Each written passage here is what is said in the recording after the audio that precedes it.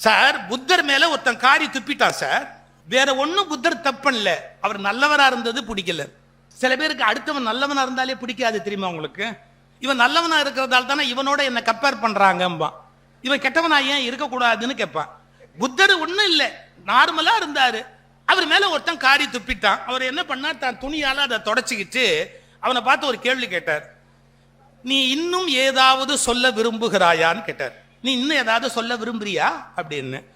புத்தர் கூடவே ஒருத்தர் வராரு, அவருடைய கசின் பிரதர் ஆனந்தர்னு பேரு. அவரு சீடரும் கூட, கசின் பிரதர், அதே நேரத்தில் அவர் சீடரும் கூட. அவருக்கு கோபம் வந்துருச்சு. அவர் புத்தர்கிட்ட சொன்னார், நீங்க இந்த தள்ளுங்க, அவங்கிட்ட எல்லாம் உங்க பாஷையில பேசக்கூடாது, அவங்கிட்ட எப்படி பேசணுங்கிறது எனக்கு தெரியும், இப்ப நான் அவங்கிட்ட பேசுறேன் பாருங்க. இங்க இந்த இடத்துல ஒண்ணு புரிஞ்சுக்கணும், புத்தர் எவ்வளவு பெரிய ரியலைஸ்டு சோல். அவர் பக்கத்திலேயே இருந்து இம்மி கூட மாறாம ஒரு மடையன் இருப்பாங்கிறதுக்கு அவன் கசின் பிரதர் ஒரு அடையாளம். ஆனந்தர் எப்ப ஞானம் அடைஞ்சார் தெரியுமா? புத்தர் மரணத்துக்கு அப்புறம் ஞானம் அடைஞ்சார். வரலாறு படிச்சவங்களுக்கு தெரியும். இப்ப ஆனந்தர் என்ன சொல்றாரு தெரியுமா? அவனை எங்கிட்ட விடு, நான் அவங்ககிட்ட எப்படி பேசணுமோ அப்படி பேசுறேன் அப்படின்னாரு. புத்தர் ஆனந்தர் இப்படி ஒரு தள்ளு தள்ளிட்டு சொன்னாரு, ஆனந்தா நீ விவரம் தெரியாமல் பேசுகிறாய். அவர் அதீத கோபத்தில் இருக்கிறார். அந்த கோபத்தை என்னிடத்தில் சொல்ல வேண்டும் என்று நினைக்கிறார். அவர் சொல்லுவதற்கான வார்த்தைகளை எல்லாம் தேடி பார்த்தார். கோபத்தை வெளிப்படுத்துறதுக்கு வார்த்தை ஃபூல், இடியட், எத்தனை வார்த்தை இருக்கு இந்த உலகத்துல. அது மாதிரி சொல்லுவதற்கான வார்த்தைகளை எல்லாம் தேடி பார்த்தார். அவரிடத்தில் இருக்கிற கோபத்தை வெளிப்படுத்துவதற்கான வார்த்தை மொழியில் இல்லாததால், அவர் நினைக்கிற அந்த கோபத்தை வெளிப்படுத்துற அளவுக்கு அந்த வார்த்தை மொழியிலேயே இல்லாததால் இந்த காரியத்தை அவர் செய்து விட்டார். இது அவருடைய தவறு அல்ல, மொழியின் தவறு. வார்த்தைகள் பலகீனமானவை இல்லை, வார்த்தைகள் பலகீனமானவை, அது மொழியின் தவறு. அவர் நினைக்கிற கோபத்தை வெளிப்படுத்துற அளவுக்கு கெட்ட வார்த்தைங்க இல்ல. அவன் என்ன பண்ணுவான் பாவம், அதனால இப்படி துப்பிட்டான். அதை ஏன் பெருசுபடுத்துற? வார்த்தைகள் பலகீனமானவை, அவன் நினைக்கிற அளவுக்கான மொழி கிடைக்கவில்லை. மொழி வறுமையானது, மொழி வறுமையானது அப்படின்னார். போயிட்டார் அவர் பாட்டு, ஒண்ணுமே சொல்லல. புத்தர் பேசாம போயிட்டார்.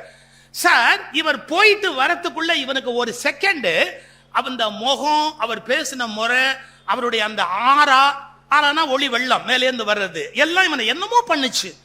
கொஞ்ச நேரம் யோசிச்சான், நம்ம தப்பு பண்ணிட்டோம், இவ்வளவு நல்ல மனுஷனை இப்படி பண்ணிட்டோமே, இவ்வளவு நல்ல மனுஷனை தப்பு பண்ணிட்டோமே, இவ்வளவு நல்ல மனுஷனை துப்பிட்டோமே அப்படின்னு காத்துக்கிட்டு இருக்கிறான்.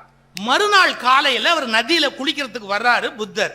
நதியில குளிச்சுட்டு அவர் அப்படி ஈரத்துணியோட கரையேறி மேல வரும்போது திரும்பி ஓடி வந்து அவர் காலில் விழுந்த காலை பிடிச்சிக்கிட்டு கதறிக்கிட்டே சொன்னான், என்னை மன்னிச்சேன்னு சொல்லுங்க, என்னை மன்னிச்சேன்னு சொல்லுங்க, இல்லைன்னா என் மனசு ஆறாது, என்னை மன்னிச்சேன்னு சொல்லுங்க.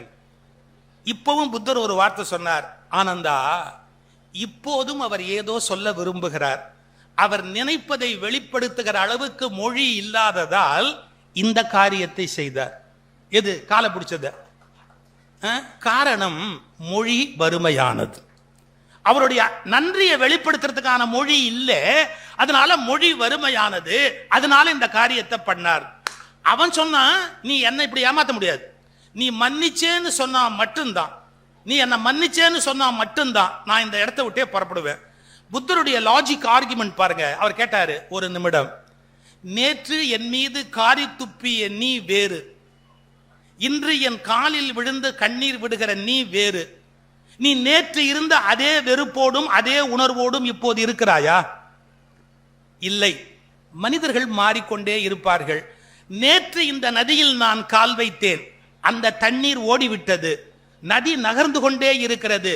ஒரே தண்ணீரில் 2 முறை கால் வைக்க முடியாது, அந்த தண்ணீர் ஓடிவிட்டது. இப்போது வேறு நதி வந்திருக்கிறது. அதுபோல் நேற்றைய நீ ஓடிவிட்டாய், இன்றைய நீ வேறு ஒருவனாய் வந்திருக்கிறாய். தவறே செய்யாத உன்னை நான் ஏன் மன்னிக்க வேண்டும்? இப்ப நீ தவறே பண்ணலையே, நீ ஏதாவது தவறு பண்ணியிருந்தா நான் மன்னிக்கணும், அதான் ஓடிடுச்சு, அந்த நதி நகர்ந்து விட்டது.